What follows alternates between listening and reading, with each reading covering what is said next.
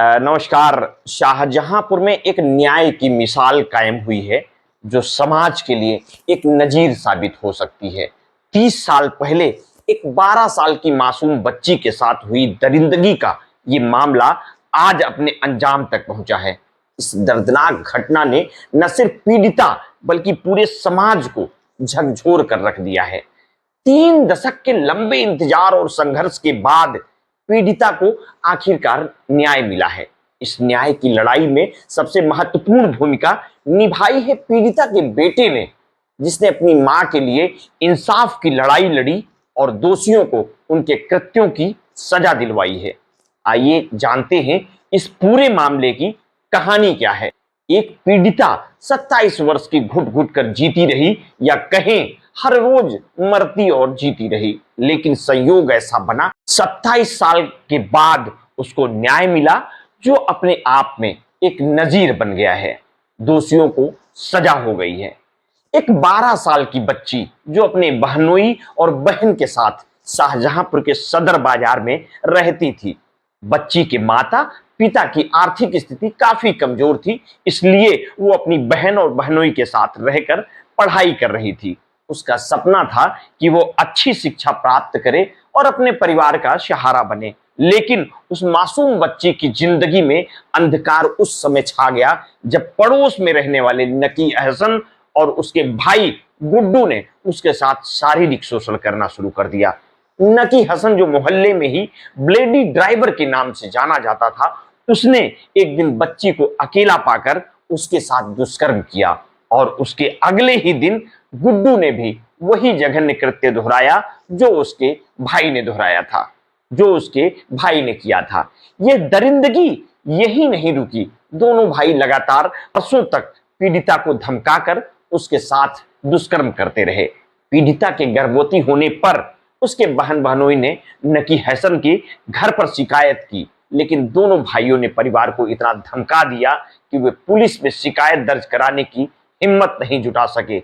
इस बीच पीड़िता की उम्र कम होने के कारण डॉक्टरों ने गर्भपात करने से मना कर दिया। परिवार के लोक लज्जा के डर से पीड़िता को रामपुर ले जाकर उसकी डिलीवरी करवाई गई। 13 वर्ष की आयु में पीड़िता ने एक बेटे को जन्म दिया। बहन बहनोई ने लोक लाज, परिवार का संघर्ष और सामाजिक दबाव ने उसको जुबा बंद रखने पर विवश कर रखा था। नवजात बेटे को हरदोई के एक रिश्तेदार को सौंप दिया गया ताकि पीड़िता अपनी नई जिंदगी को नए सिरे से शुरू कर सके। इसी बीच पीड़िता का विवाह गाजीपुर में कर दिया गया, लेकिन कुछ समय बाद जब उसके पति को उसके अतीत के बारे में पता चला तो उसने तलाक दे दिया और फिर जीवन जिस कष्ट से दूर होकर नई शुरुआत हुई थी वहीं आकर फिर रुक गई। अब पीड़िता को अपने मायके लखनऊ में आकर रहना पड़ा। हरदोई में रह रहा पीड़ित का बेटा जब सच्चाई जान गया कि जिनके साथ वो रह रहा है वे उसके असली माता पिता नहीं हैं, तो उसने अपनी मां की तलाश शुरू की। आखिरकार वो लखनऊ पहुंचा और अपनी मां से मिला। 17 साल की उम्र में उसने अपनी मां को न्याय दिलाने का संकल्प लिया। मार्च 2021 में पीड़िता ने बेटे की जिद पर मुख्य न्यायिक मजिस्ट्रेट के यहां पर अर्जी लगाई। कोर्ट के आदेश पर नकी हसन और गुड्डू पर प्राथमिकी दर्ज हुई। 27 वर्षों के लंबे इंतजार और संघर्ष के बाद पीड़िता को आखिरकार न्याय मिलने की उम्मीद जगी।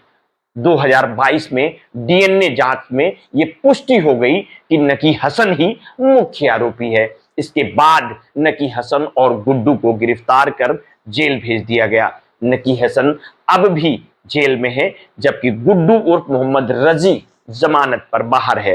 मंगलवार को अपर जिला जज लवी यादव ने दोनों दोषियों को 10-10 वर्ष के कारावास की सजा सुनाते हुए 30-30 हजार रुपए का जुर्माना भी लगाया है। 1994 में नकी 25 और गुड्डू 22 वर्ष का था। न्यायालय ने कहा कि अपर्याप्त दंड से न्याय प्रणाली को नुकसान पहुंचता है और कानून की प्रभावकारिता पर प्रतिकूल असर पड़ता है। न्याय समानुपातिकता के सिद्धांत पर किया जाना चाहिए और अपराध की गंभीरता के आधार पर सजा तय होनी चाहिए। अधिवक्ता ने नकी और गुड्डू का बचाव करते हुए कहा कि ये उनका पहला अपराध है। एक की आयु 50 वर्ष और दोनों मजदूरी करते हैं, इसलिए कम सजा दी जाए। सहायक जिला शासकीय अधिवक्ता राजीव अवस्थी ने इसका विरोध करते हुए कहा कि यह अपराध अत्यंत गंभीर है।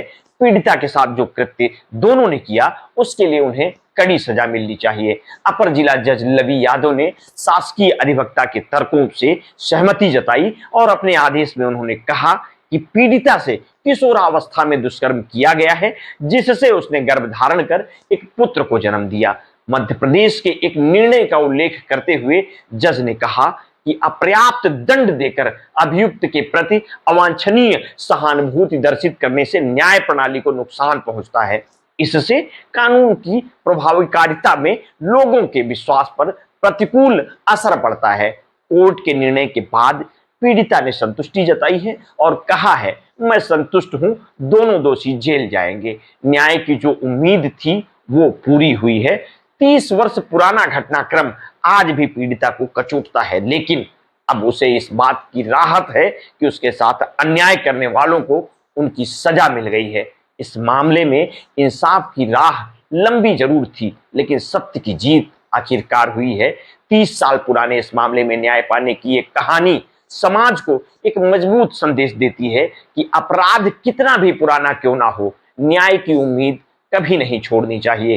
पीड़िता के बेटे की हिम्मत और संघर्ष ने यह साबित कर दिया कि सच्चाई और न्याय की राह में धैर्य और दृढ़ संकल्प सबसे महत्वपूर्ण है।